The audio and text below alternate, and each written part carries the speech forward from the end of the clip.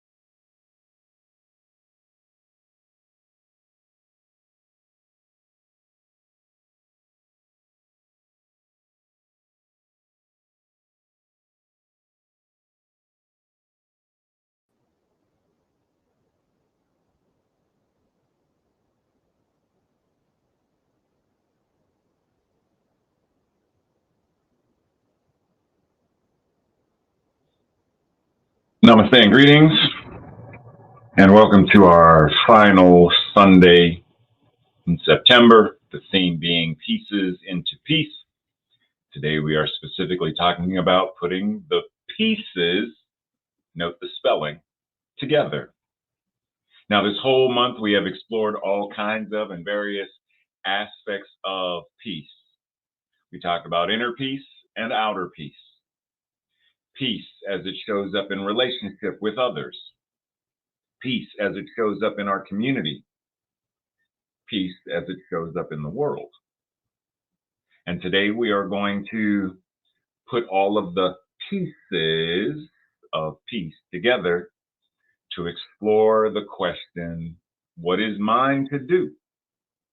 In order to have a grand rising and reveal peace on earth now, what is mine to do?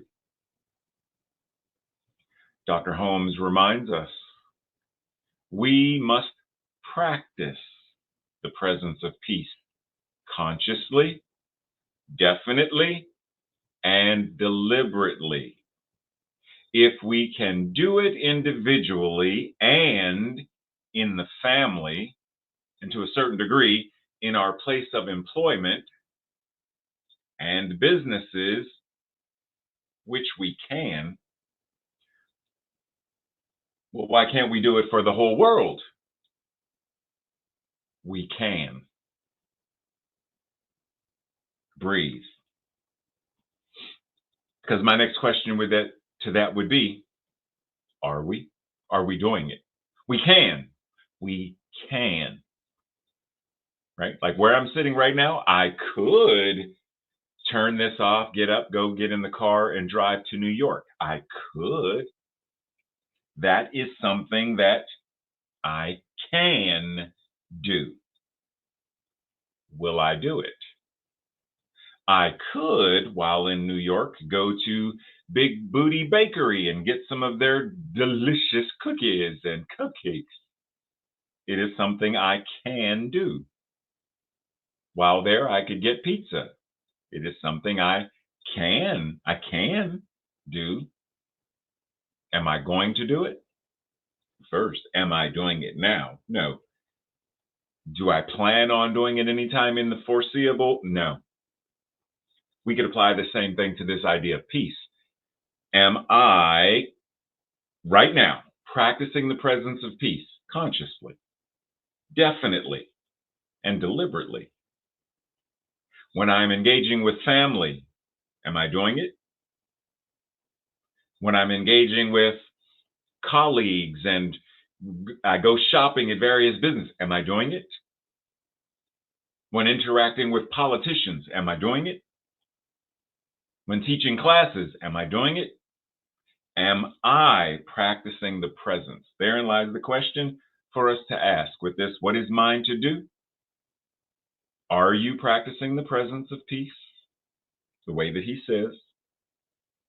If so, where and how? And if not, what's up? Now, it is important for us to bear in mind that there is an inner inside of your body and there is an outer outside of your body, and each serves a purpose. But if I were to ask, does what happens inside of your body with your organs, does what happens inside of your body have any kind of effect on your outer body? Yes. Various things can go on inside that can show up as extra rash, fever, hot to the touch, chills, cold and clammy to the touch, etc. Bloodshot eyes, etc. Various things can and do happen internally that show up externally. Now, does your overall health and wellness and the state of your body, does that have any effect or impact on how you live your life? Just in general, when I had surgery on my feet, did the condition of my feet and crutches, did it have any kind of effect or impact on how I was living my life? Yes. Normally, I would walk 5 miles a day. I'm on crutches. I'm not doing 5 miles a day. Now, our invitation is to ask, do we understand how inner peace and outer peace go hand in hand?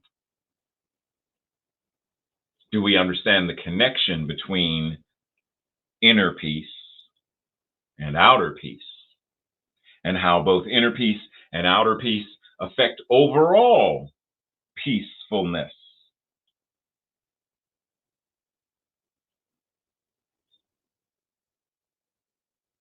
Because there's only God, there's only source, there's only spirit. And so what's inside and what's outside are in essence one and the same to, to a certain degree. Like my inside organs and my outside body, they're not, but they are connected in one body. So for me to compartmentalize and act like what my lungs are doing have absolutely no effect or impact on my life, which is ludicrous. So,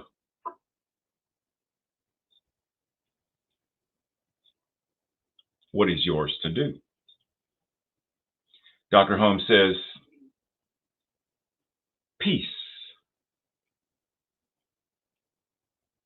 Yeah, just making sure. Peace I leave with you. My peace I give unto you, not as the world giveth, give I unto you. The Shakespearean King James vernacular. Let not your heart be troubled, neither let it be afraid. This is what Jesus knew, and this is the only thing that will bring peace on earth. Okay, I got you. But let's look at this idea of let not your heart be troubled, neither let it be afraid. What does that mean? Let not your heart be troubled, neither let it be afraid, especially as it applies to us in Science of Mind and Spirit 4.0. Well, my take on it. Let's explore into the possibility that this is actually what it's saying. And yes, we're doing a remix. This idea of chronic. What does that mean? Chronic. Something that is long lasting and reoccurrent, characterized by long suffering, right? Taking this into account, do not allow your emotional or your psychological distress to become chronic. That's our invitation. So when we go and look at the remix, peace I have taught you and demonstrated for you. I have given you the tools of peace. Effective tools have I given, sounds like Yoda. Effective tools have I given, and not the ineffective tools that the world gives. Let not your heart be chronically troubled. In other words, don't let your emotional self be chronically troubled. Don't let your psychological self be chronically troubled, nor allow yourself to be chronically afraid. Only by healing and evolving will we bring peace to the earth. So what is yours to do? How are you healing? How are you evolving to such a degree that you are bringing peace to the earth? Dr. Holmes would start the beginning of his radio broadcast in the same way. There is a power for good in the universe, greater than you are, and you can use it. Yes, and yet. you knew this was coming, right? Yes, and yet. So, there is a power that is infinite goodness, and it is expressing itself in, through, and as the universe. What it is both what you are and greater than you are. And you have already been using it, and right now you are using it. And most importantly, you can use it consciously, deliberately. Now, what is this one piece? What it is both what you are and greater than you are. So think of it this way. A container of water is simply a container of water. And it is what it is. It is water. Fully, it's water. And yet this thing called water is greater than just what's in this individual container.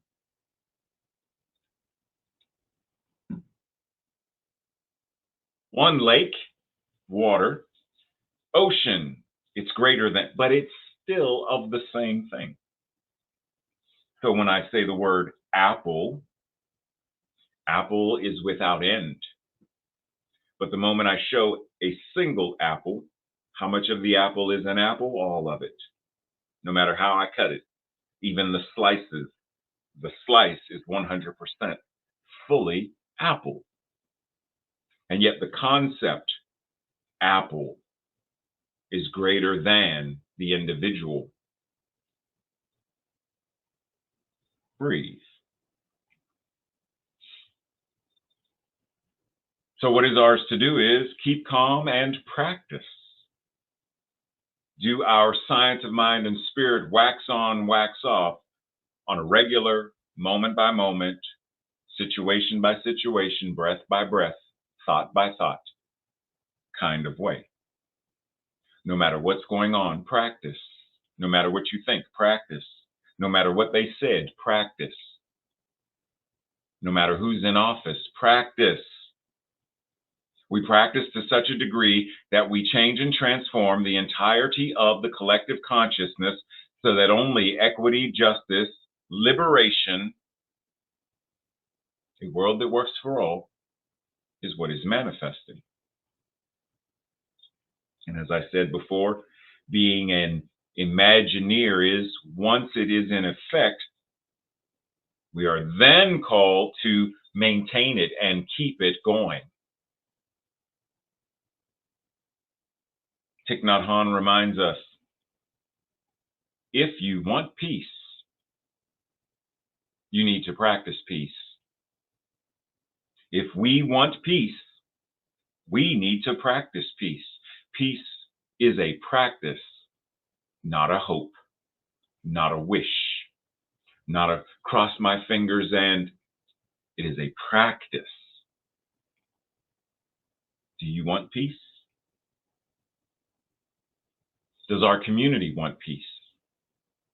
Are we practicing it? Or are we hoping for it? Now, when we say practicing peace, like what does that look like? What does practicing peace entail? How many different ways can we practice it? Well, I practice peace when I communicate compassionately. I practice peace when I seek to understand others. I practice peace when I demonstrate empathy and kindness. I practice peace when I actively listen, specifically when I actively listen to those that I do not agree with. Because even there, especially there, is the space to practice. Why did Yeshua remind us, yeah, it's easy to love the one who loves you. It's far more challenging, and yet that is the call, to love those that don't love you. So I practice peace when I forgive. I practice peace when I love unconditionally. Why? Martial arts. It is a practice. Kung Fu means dedicated, consistent, diligent effort, whatever it is. One who is mastering the violin are said to be practicing Kung Fu. Someone who's in medical school to be a physician, they are studying, they are utilizing Kung Fu. in order to become a doctor. See, we often think of Kung Fu simply as the blocks, the strikes, the kicks, Jackie Chan, Bruce Lee. Kung Fu is life. So how do you practice? I practice peace when I live my life as an embodiment of peace. So what is yours to do? To embody peace. And by embodying it, you forgive, you listen. There's compassion, there's empathy, there's love, because you're the embodiment of it. There is no separation. Jesus says, "Blessed are the peacemakers, for they shall be called children of God." So when you say children of God, for me, Science of Mind and Spirit 4.0 doesn't really work. So what are we saying? Oh, children of God. In other words, people who embody their divinity and change the world. Blessed are the peacemakers, for they shall be the people who embody their divinity and change the world.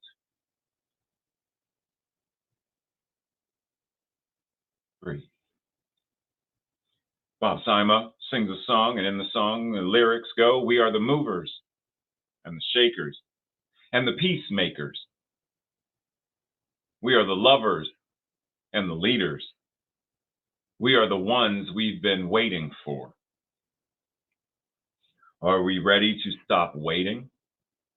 Are we ready to step into the role instead of waiting and hoping? Are we ready to assume the responsibility instead of it's somebody else's to do? Remember, we talked about that before. I want them to do it. So when are you going to bring peace on the world? Just like this last graphic in the lower corner says, "Oh, I'm sure glad the hole isn't at our end of the boat." There's only one boat. There's only one earth. So if there's a hole in it and it's sinking, and you're expecting somebody else to save,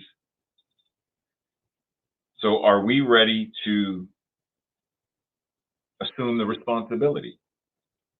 There's a funny little story, parable, example referencing this idea that I remember hearing years ago in my fundamentalist Christian days. And it says, this is a story about four people named everybody, somebody, anybody, and nobody. Now, there was an important job to do: peace on earth, a world that works for all. And everybody was asked to do it. Everybody was sure somebody would do it. Anybody could have done it, but nobody did it. Somebody got angry because it was everybody's job. Everybody thought anybody would do it, but nobody realized that everybody wouldn't do it. It ended up that everybody blamed somebody when nobody did what anybody could have done. Say what now? It ended up that everybody blamed somebody when nobody did what anybody could have done. So if we are the ones we have been waiting for, are we ready to stop waiting, and are we ready to do what is ours to do? If it is to be, it is up to me as a first step, yes. But that me has to become we. If it is to be, it is up to we. It is up to each of us to do what is ours to do individually and collectively. There is no rugged individualism that is going to save the world. There is no pull yourself up by your own bootstraps. What's in your consciousness that is going to create a world that works for all? The only way it's created is by community doing the work, by understanding that we are the world. It's us. And when we come together and do what is ours to do, consciousness changes, lives are healed, and a world that works for all is made manifest. We are the world. We are the healers. We are the peacemakers. We are the Imagineers. We are the metaphysicians who are called to walk the walk and do what is ours to do. So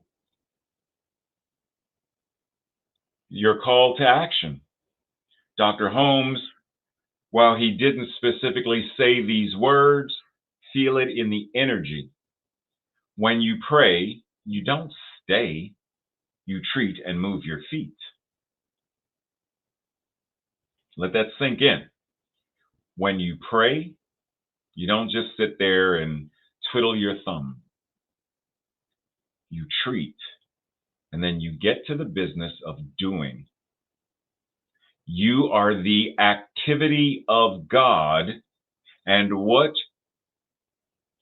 in general, what are you doing with and as this thing called life? What are you doing with? There is a power that is infinite goodness, and you can use it. You already are. You can use it more consciously. What are you doing with it?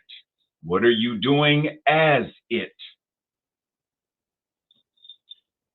Because if we are not, if we are still thinking that somebody, anybody,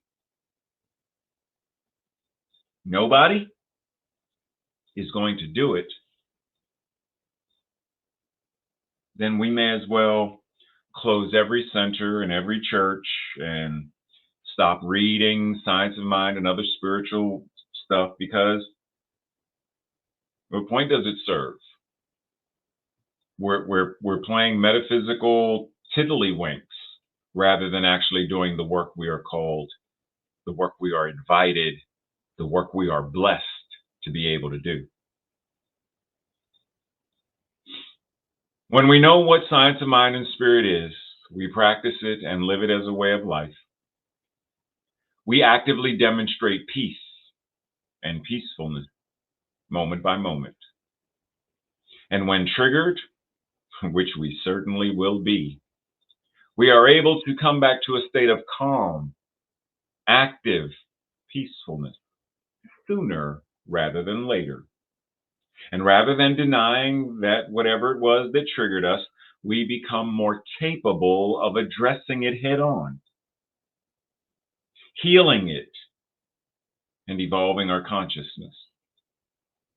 A world that works for all needs more people who practice the art of peace and embody peacefulness. This is our call to action. And this week's affirmation, our declaration, I will say it first, and if it resonates with you, say it with me on the second go round. I am the peace I want to see in the world. Now, the I am, in case you've never heard me reference this, in the story of Moses going up the mountain and he asked God, they're going to ask me, what is your name? What am I supposed to tell them? And the response was, Yod Hey Bob Hey, I am that I am. Normally the translation we're giving. And I was often reminded by many of my Jewish friends in Pittsburgh, as their rabbi told them, and one of my colleagues, ministers, Reverend Doug LeBeau, would remind and say, a more accurate translation is, I am that I am ever becoming more of the truth of my being. So carry that energy into this I am that I am becoming more and more and more of the truth of my being. The peace that I want to see in the world is the truth of my being. If this resonates with you, so let's say it together. I am the peace I want to see in the world. It is. This week's study questions for the Thursday night study group or your own personal journaling. Say to yourself, answer to yourself, what is one belief I can change to make the world a more peaceful place? Number 2, what is one action I can take to make the world a more peaceful place? Number 3, what is one thing I can do personally to have more peace in my own life? A new spiritual practice? Maybe process something that is in the way of my peace. Schedule a session with a practitioner, maybe. What is one thing that I can do to have more peace in my own life? Number 4, what tends to be my biggest challenge related to being peaceful in heart, mind, and body? And lastly, what is an experience that has happened in my life that I feel guided to use as my purpose for peace? Breathe as we enter into that space of prayer. And this week, I simply begin at the end with amen. And so it is that each of us, as an embodiment of the divine, are an emissary, an imagineer, a creator, a co-conspirator of peace, that wherever we go, peace must be. Amen. Amen, that whatever we do, peace must be happening in the action of what we're doing, whether that's shopping, peacefulness, driving in traffic, peacefully, having a challenging conversation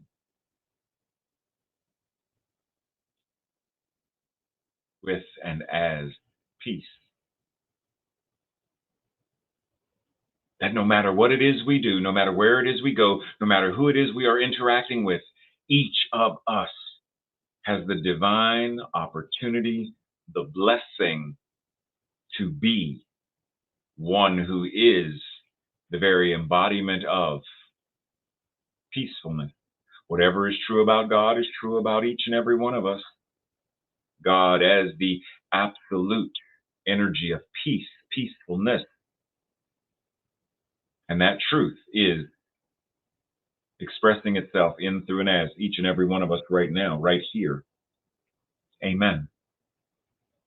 Amen. That a world that works for all is within our own power to manifest right now. In the choices we make right now. In the people we hold accountable in political office right now.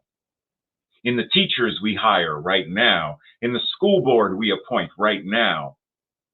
In the way that we reach out and connect with mayors and governors and senators right now. The way that we greet the cashier at the store right now. The way that we circulate money right now. The way that we do anything is how we do everything from the foundation of peace and peacefulness, from the foundation of our divine magnificence. That is what is so. That is the truth of our being. That is the principle upon which we stand and live, move, and have our being. Amen.